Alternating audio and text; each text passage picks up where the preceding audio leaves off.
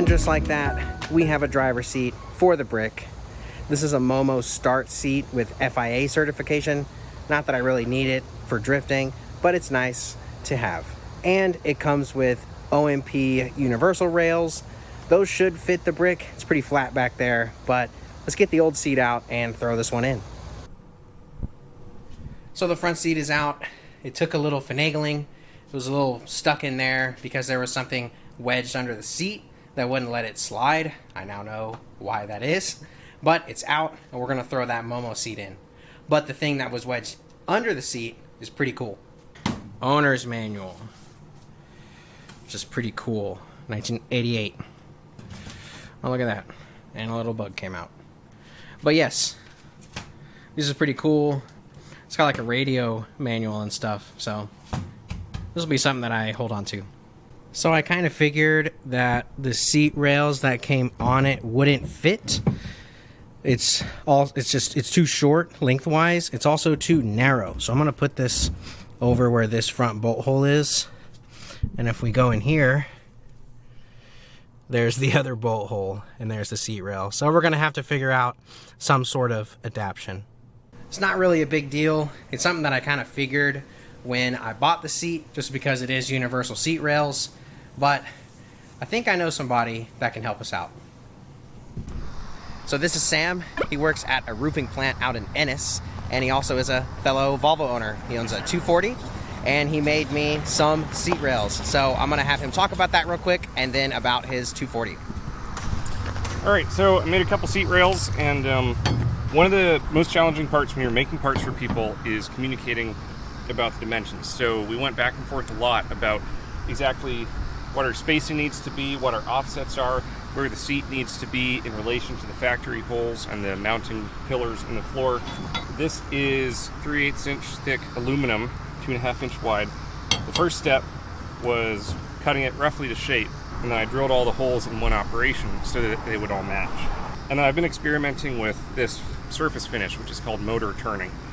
And it uses an abrasive disc where you chuck it up in a mill and you turn it on the material, and then you advance it a certain amount, lower it again, advance it lower, take the next row, do it all again. That results in the surface finish, which looks cool, hides some of the scratches that you would usually get with handling material, and it's just interesting. And then I milled out a large slot just to make it look interesting.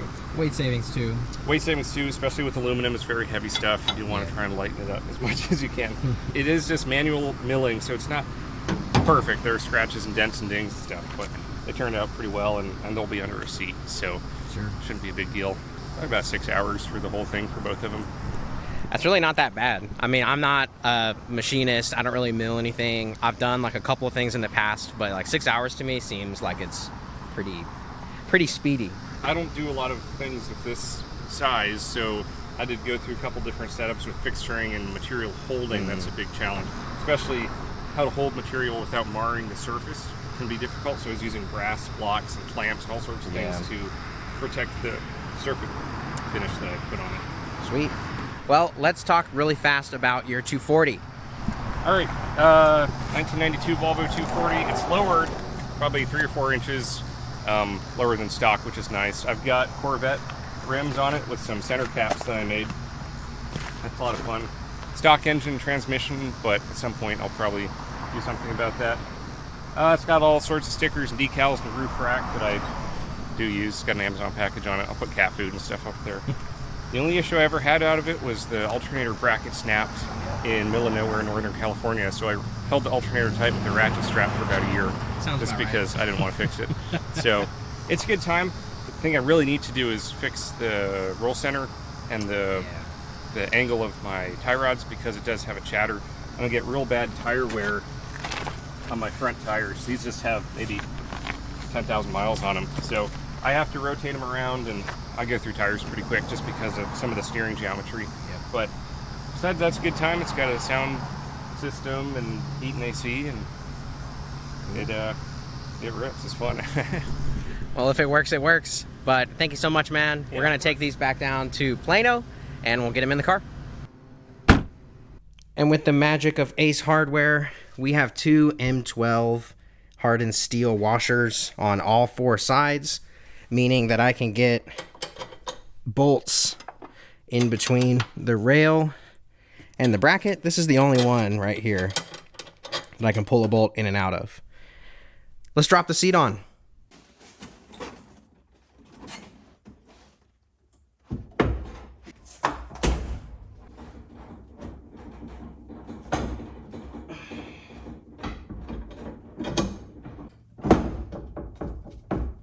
So the seat is in the approximate middle point that we measured.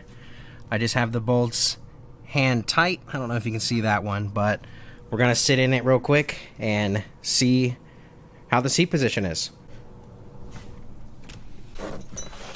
All right. Okay, we need to go forward. I can't have my leg be pretty much completely straight on the clutch, whereas like the throttle's fine. It's the clutch right here I need to move up probably 1 or 2 slots. Okay, moved the seat 1 bolt hole forward on the OMP rail. That is so much better. Throttle's about the same, but clutch no longer straight leg. So I spoke a little too hastily. I got the seat rails lined up. I got the brackets bolted down like relatively tight, but not like tight enough to where you can't slide it back and forth, just to make sure that the brackets line up.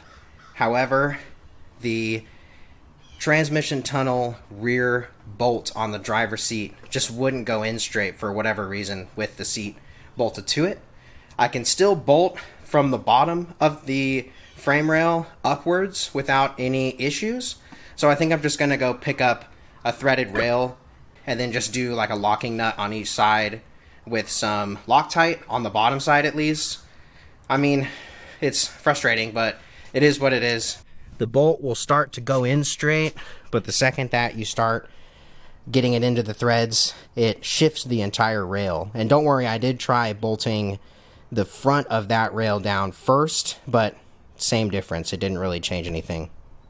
Now with this issue, unfortunately, it's a Sunday, which means everywhere is closed. Ace is the place that I was gonna go grab the threaded rail from, but they're closed. I can probably pick it up after work tomorrow. Now in the background is my wife's 940.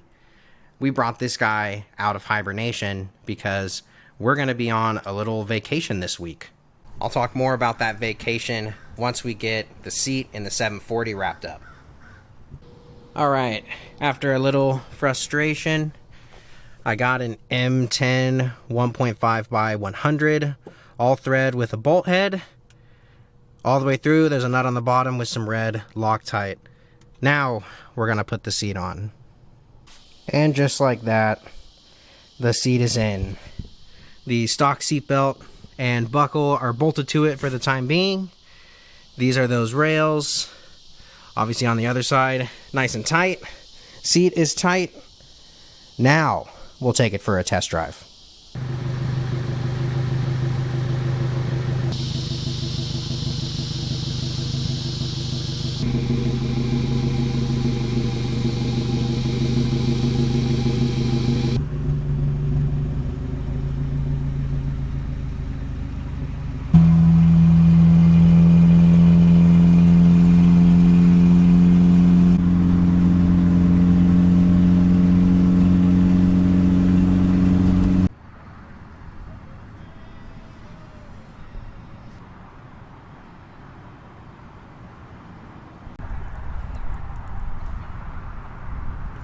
Test drive went well. Seating position is great. Stock seatbelt works. Super happy. I'm here to grab some dinner for me and the wife, and then we'll talk about where we're going on vacation. Besides my lifelong passion for cars, I do have another passion, and that is gaming. The wife and I are taking a 5-day trip across town to something called QUAKECON.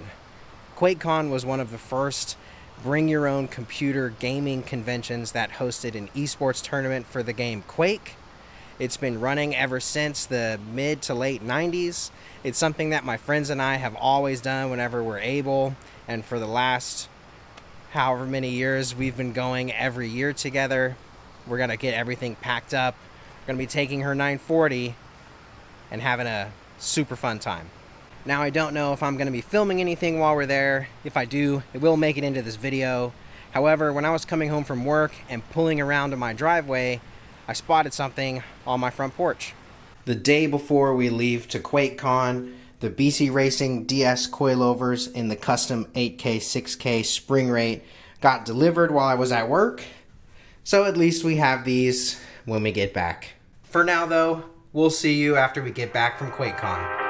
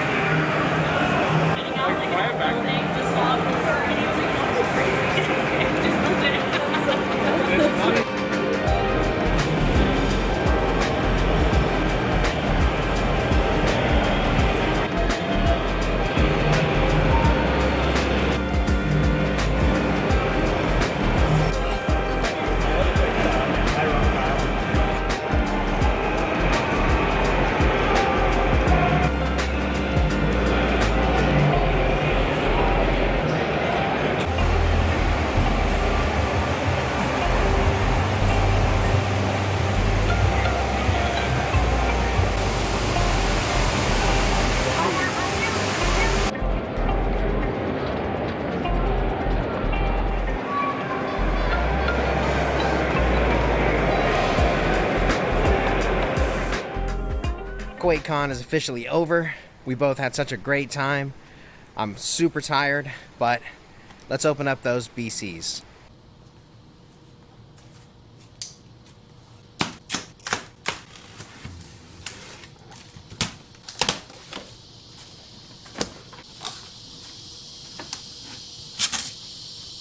Went ahead and pulled all the wrap out so you can see.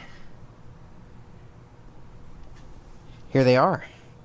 So here is one of the fronts. This is an 8K spring. These are a cut and weld, so we do have to have the front knuckles modified. And then here's the rear, simple divorce setup. Springs are in the bubble wrap there. Those are 6K spring. So since they are a divorced setup in the back, that should be really quick and easy to do. However, these fronts, since they require cut and welding, we're gonna have to go visit another friend. Besides the coilovers, these custom DS come with some canted washers that are for the front. Nice new set of spanners, which you always need. And then a bunch of instructions, stickers, what to do for the bump stop on the rear, what to do for the front. Super excited we have all this.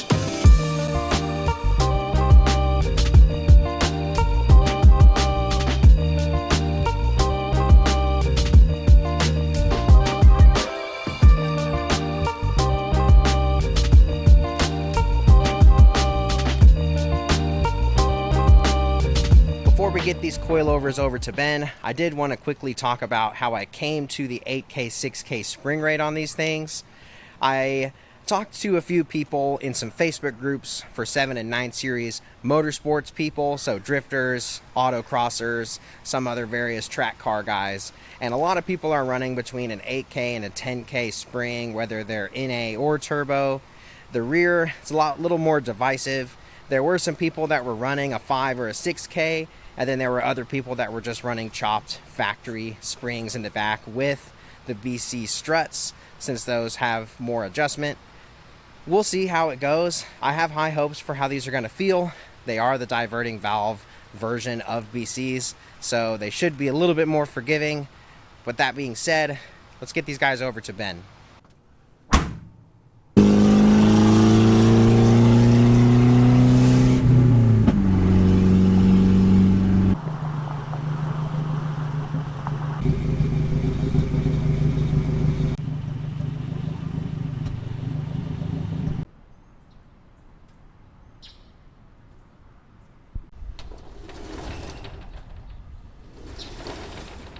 So we made it over to BoostWorks. This is Ben. He's a friend of mine, IS300 owner, and he owns this super killer. Would you call it like a 2J shop or just like a fab shop? Fab shop first, 2J shop second. Okay. Yeah, but we do a lot of both for sure. So he did a killer job welding up the exhaust manifold that I brought to him a while back, which I did film. You might not have seen it, but we have it now. We're going to talk to Ben real quick about the shop and the manifold. Yeah. So Jack brought us this manifold. It had a bunch of, not a bunch, but a couple of hairline cracks running through it. And, you know, they looked really, really small on first glance, but once you got into it, once I started cutting into them, they went all the way through and they were pretty wide and they traveled pretty far. So this was a bit of a pain in the ass, but we got it knocked out and I'm pretty happy with the result. So Sweet. I guess we can go mosey on into the shop now and show you what we got cooking. So as said, we're a fab shop first, 2J shop second. Although sometimes we do more 2J shit than we do fab work, and sometimes it's the other way around. So here is our latest fab project, which is a billet Hemi powered pro mod called Wild Thing. Makes somewhere in the ballpark of 4,500 to 5,000 horsepower, and we've been tasked with creating some new zoomies on it. So if you look at the fab table over there, we have some 2.5-inch mild steel zoomies that were kind of poorly made. I've repaired them about a dozen times. I wasn't the original creator of these. And then we're going to some 2 3/4 zoomies. So should free up a bit of horsepower and should also be a lot more stout so they don't crack when this thing tire shakes. On the 2J side of things, we have our most recent full build-in, which is an SC300, really clean car, 48,000 original miles, and the motor for it's over there. Just did some basic stuff. It's a GE non-UTI, so it's got the strong rods, and now it has a GT head gasket, forward-facing intake manifold, GT valve covers, Garrett Turbo, Artec manifold. Really simple stuff. It'll make like 400, 450, and be a nice, reliable daily driver type of car. Here is an example of a full build that's kind of been completed by us. So this is a GS300. It's got a built motor, billet mains, makes about 1,100, and it's connected to a TVD6 Magnum, 6-speed manual. And super clean car as well. Original sport design car, black interior, GGP, of course on some T's. And yeah, I mean you wouldn't know it looking at it, but it makes about 1,100, and the thing boogie's pretty freaking good. That's so awesome. It's a fun car. It's come a long way. It was originally built by another shop. I'm not going to name names, but it took them 2.5 years, 3 years.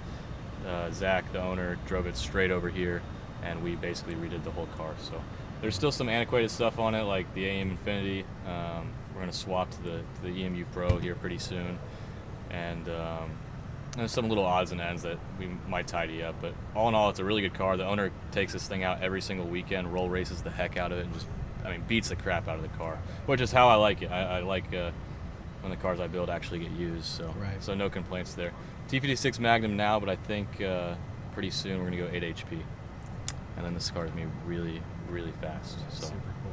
yeah. Thank you, Ben, for letting us take a quick tour of your shop. Where can they find you on social media?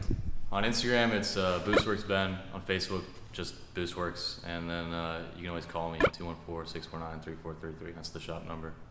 Thank you. Awesome. Thank you so much, Ben. We'll take this manifold back to the house. We made it back to the house with the exhaust manifold. I also talked to Ben about knocking out the front coilovers for me. We're going to have that done in a few weeks, which will be nice. The rears, I plan to do in the next episode. This one has been a lot longer than the previous ones, mainly because we took a vacation in the middle of this, so that kind of cut into my filming, and I thought since I was gonna miss a week of videos, I would make my next video twice as long. So thank you so much for watching. I really appreciate everybody that has been liking and commenting. It really makes me happy to see that you guys are enjoying this Volvo journey along with me. Before we go, here's a quick look at the exhaust manifold. But again, thank you so much for watching. See you next time.